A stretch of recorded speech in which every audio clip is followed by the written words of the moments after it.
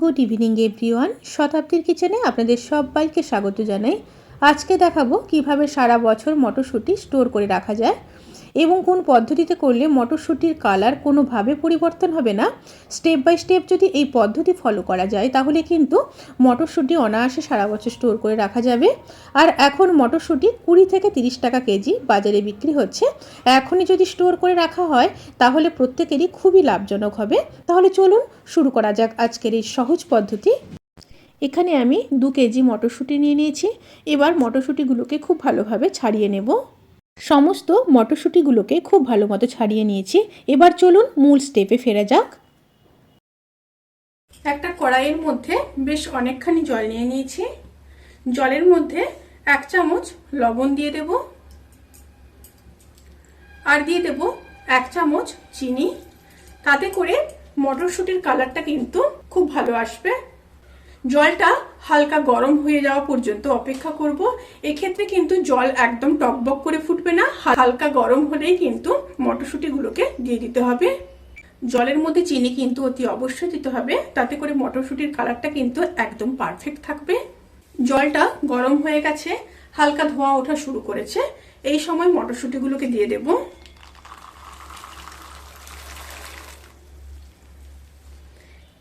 মটরশুঁটিগুলো জলে দেওয়ার পর প্রায় সমস্ত মটরশুঁটি জলের তলায় আছে। 4 থেকে 5 মিনিট মিডিয়াম স্টিমে মটরশুঁটিগুলোকে হতে দেব। এর বেশি কিন্তু গরম জলে একদম রাখা যাবে না। 4 থেকে 5 মিনিটের পরেই কিন্তু সমস্ত মটরশুঁটিগুলো জলের ওপর ভেসে উঠবে। এবার দেখুন আস্তে আস্তে করে প্রায় সমস্ত মটরশুঁটিগুলো জলের ওপর ভেসে উঠছে।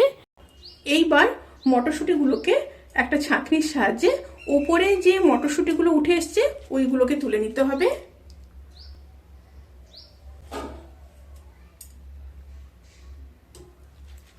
এইভাবে তুলে নেব।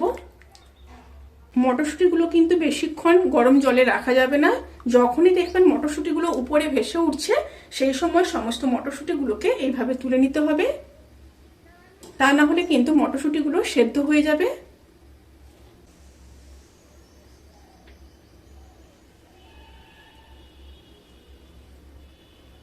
এইভাবে তুলে নেব। এইভাবে সমস্ত মটরশুঁটিগুলোকে তুলে নিয়ে দ্বিতীয় স্টেপে ফিরে আসছি।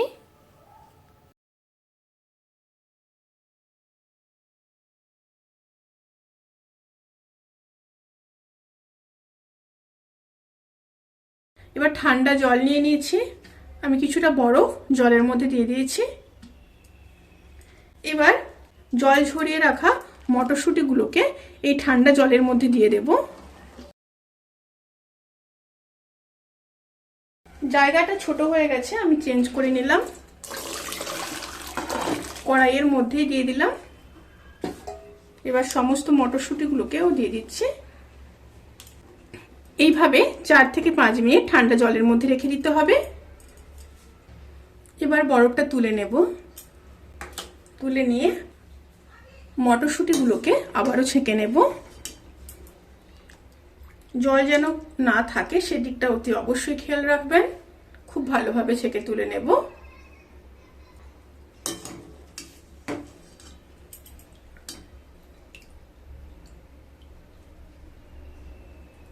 এইভাবে সমস্ত মটরশুঁটিগুলোকে জল থেকে ছেঁকে তুলে নিয়ে পরের স্টেপে ফিরে আসছি। এবার মটরশুঁটিগুলোকে একটা কিচেন টাওয়েলের ওপর রেখে শুকিয়ে নেব। এইভাবে রোদে একটু দিয়ে দেব, 5-10 মিনিট রোদে দিয়ে দেব। দিলে জলটা ভালো করে মটরশুঁটি থেকে সোক করে নেবে। এরকম একটা সুতির কাপড় দিয়ে একটু স্পেস করে করে মটরশুঁটি থেকে জলগুলোকে খুব ভালো মতো মুছে নিতে হবে। এইভাবে 10 থেকে 15 মিনিট একটু রোদে দিয়ে দেব আর এই সুতির কাপড় দিয়ে মটরশুঁটির গা থেকে জলগুলো শুকিয়ে নেব। আপনারা চাইলে কিন্তু ফ্যানেও রাখতে পারেন। ফ্যানে রেখে মটরশুঁটির গা থেকে জলগুলো শুকিয়ে নেবেন। অতি অবশ্যই কিন্তু জলটা শুকিয়ে নেবেন, তা না হলে ডিপ ফ্রিজে রাখলে মটরশুঁটির গায়ে কিন্তু বরফ জমা হয়ে যাবে। 10 মিনিট পরে ফিরে আসছি। দেখুন মটরশুঁটির গায়ে কিন্তু একটু জল লেগে নেই। এবার মটরশুঁটিগুলোকে তুলে নেব।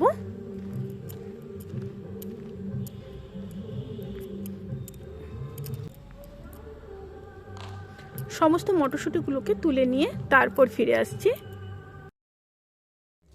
এবার মটরশুঁটিগুলোকে সংরক্ষণ করার জন্য এইভাবে দুটো জিপলক ব্যাগ নিয়ে নিয়েছি। জিপলক ব্যাগের মধ্যে মটরশুঁটিগুলোকে ঢুকিয়ে নেব।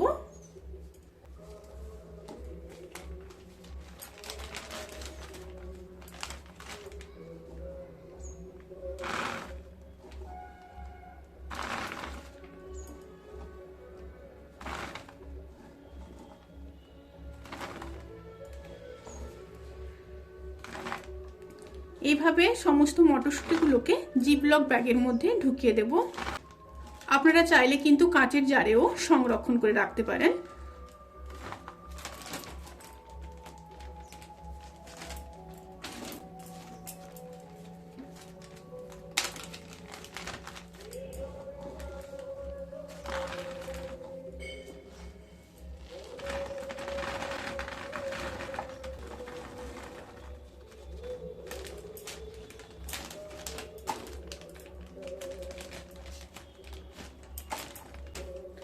এইভাবে মটরশুঁটিগুলোকে ডিপ ফ্রিজের মধ্যে স্টোর করে রেখে দেব।